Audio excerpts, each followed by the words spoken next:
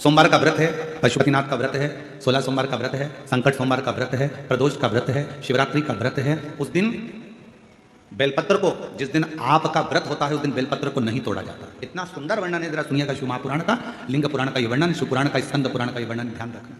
इस दिन आप शंकर भगवान का तीज का व्रत, छठ का व्रत, भगवान शंकर का कोई भी व्रत अगर आप धारण करते हैं तो उस दिन बेलपत्र को व्रत करने वाले व्यक्ति को नहीं तोड़ना चाहिए।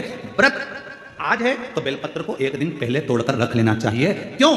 ऐसा हमारा शास्त्र, हमारा विधान, हमारे पुराण, हमारे वेद क्यों वर्णन करते हैं? किस लिए वर्णन करते हैं? क्यों कहा गया कि प्रदोष के दिन, जिस दिन आपका व्रत है उस दिन आप कोई सा भी व्रत, आपका सोमवार का व्रत है, आपका शिव जी का अगर कोई व्रत कर रहे हो तो उस दिन आप भगवान शंकर को चढ़ाने के लिए बेलपत्र मत तोड़ो, एक दिन पहले तोड़ो।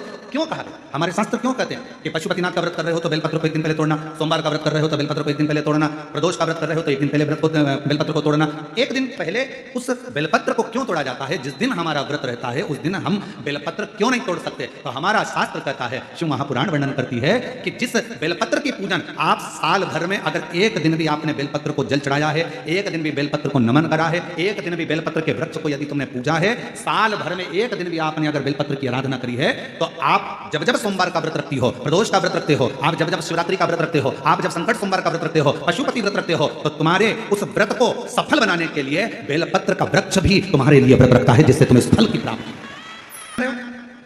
घर के बाहर बेलपत्र का पेड़ है, कथा श्रवण करने जा रही हूं, बेलपत्र का वृक्ष है नहीं। आपको अगर कथा सुनने जा रहे हो तो बेलपत्र अगर चढ़ाना है तो एक दिन पहले आप बेलपत्र को उतारो।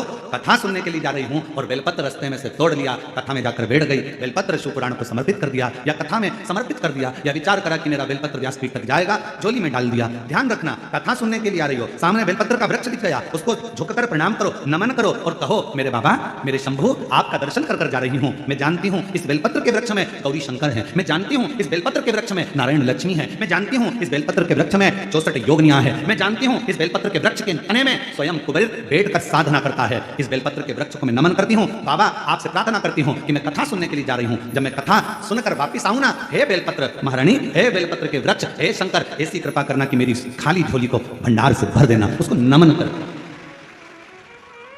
और हम क्या करते हैं? कथा सुनने जा रहे हैं तो बेलपत्र का वृक्ष अपने आंगन में है या बेलपत्र का वृक्ष रास्ते में पड़ गया, 4-6 बेलपत्र तोड़ लिया, कथा में जाकर बैठ गए, कथा सुन ली, बाद में बेलपत्र समर्पित कर, ना ना ना ना, आते समय बेलपत्र को नमन करते हुए